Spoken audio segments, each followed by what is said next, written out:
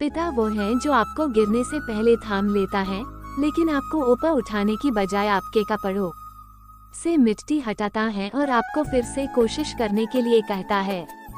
आज की कहानी एक पिता और उसके बेटे की है। एक बाप अपने बेटे के लिए क्या क्या कर सकता है वो इस कहानी से स्पष्ट हो जाएगा।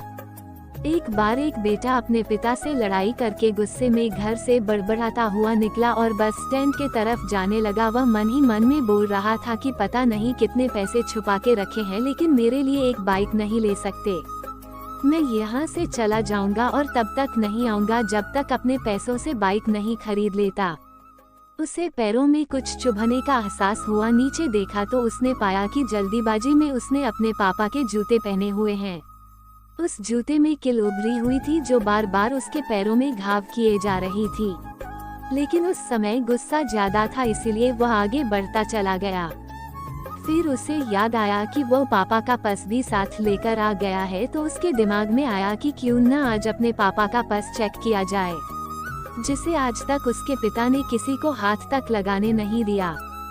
जब उसने अपने पापा के पुराने पर्स को खोला तो उसमें पैसे तो नहीं निकले, लेकिन पैसों की जगह एक डायरी रखी हुई थी। उसने सोचा कि यहाँ पर खजाना छुपा रखा है, जरूर इस डायरी में लिखा होगा कि किससे कितने पैसे लेने हैं या फिर किसको कितने पैसे पिताजी ने दिए हैं। लेकिन वह गलत था। जब उसने उस डायरी को खोला तो पहले पन्ने पर वहाँ पर जो लिखा था वह थोड़ा अजीब था। डायरी के पहले पन्ने पर जो लिखा था उसे पढ़ने के बाद उसके चेहरे पर जो हाव भाव थे वह गायब हो चुके थे, क्योंकि डायरी में वैसा कुछ नहीं लिखा था जिसकी उसने उम्मीद की थी या फिर वो जो भी सोच रहा था। उस डायरी में पैसों का हिसाब लिखा हुआ था जो अलग अलग कामों के लिए अलग अलग लोगों से उधार लिए गए थे। उस सूची में कंप्यूटर के लिए पैसे लिए हुए थे, जो कि इस प्रकार लिखा हुआ था 50,000 बेटे के कंप्यूटर के लिए। वो वही कंप्यूटर था जिसे वह आज तक इस्तेमाल करता आ रहा है, लेकिन उस बेटे को ये नहीं पता था कि उस कंप्यूटर को खरीदने के लिए पैसे कहाँ से आए थे। उस डायरी में कैमरे का भी हिसाब था। उस बेटे को याद था जब उसने पहली बार कैमरे के लिए जिद की थी, तब उसके पिता ने ठीक 2 हफ्ते बाद उसके जन्मदिन पर दिया था, जिससे देखकर वह बहुत खुश हुआ। और उसे खुश देखकर उससे ज्यादा खुश कोई था तो वह थे उसके पापा। अब उसके बेटे से गुस्सा एकदम गायब हो गया था। जब उसके बेटे ने दूसरा पन्ना पलटा तो उसमें कुछ इच्छा लिखी हुई थी। पहली इच्छा जो थी वह थी अच्छे जूते पहनना। ये बात उसके बेटे को कुछ समझ नहीं आई। तभी उसके पैर सड़क पर एक गड्ढे में जा पड़ा जिसमें पानी भरा था, जिससे बेटे के पैर गीले हो गए। उसने जूते को पलट कर देखा तो उसने देखा कि जूता जो है नीचे से फटा हुआ था। ये देखकर उसे डायरी में लिखी हुई बात समझ में आ गई। तभी उसे उसके माँ बाप की बात याद आई। माँ हमेशा यह बोलती थी कि अब तो नए जूते ले लो, लेकिन पिता हमेशा बोलते थे कि नहीं, अभी कुछ दिन और चलेगा। ये जूता कुछ दिन पहले ही तो लिए थे।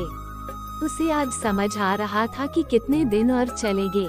साथ ही साथ उसे यह भी समझ आ रहा था कि उसके पिता पर्स को क्यों छुपाए रखते थे। तभी उस डायरी को पढ़ते पढ़ते वह बस स्टैंड पहुंचा और एक बेंच पर आकर बैठ गया। और अब उस डायरी का आखिरी पन्ना उसने पलटा तो वहां कल की तारीख लिखी हुई थी और नीचे लिखा था 50,000 रुपये बाइक के लिए। उस बेटे बस इतना पढ़ा और उसका दिमाग एकदम सुनसा हो गया। अब उसके मन में कोई गिला शिकवा नहीं बचा था। आंखों से आंसू आ गए। उसे कुछ समझ नहीं आ रहा था कि वह रो क्यों रहा है। अब वह जल्दी से घर जा रहा था। जूते में लगी कील अब तक उसके पैरों में घाव कर चुकी थी। उसने तुरंत उस जूते को खोला और फेंक दिया। अब वह नंगे पैर ही दौड़े जा रहा था और घर पहुंचा, लेकिन उसके पिता उसे घर पर नहीं मिले। उसे समझ आ गया था कि उसके पिता कहाँ गए होंगे। वह सीधा बाजार की ओर भागा और पता नहीं उसमें इतनी ताकत कहाँ से आ गई थी कि वह भागते हुए थक नहीं रहा था। वह उस बाइक वाले की दुकान पर पहुँचा।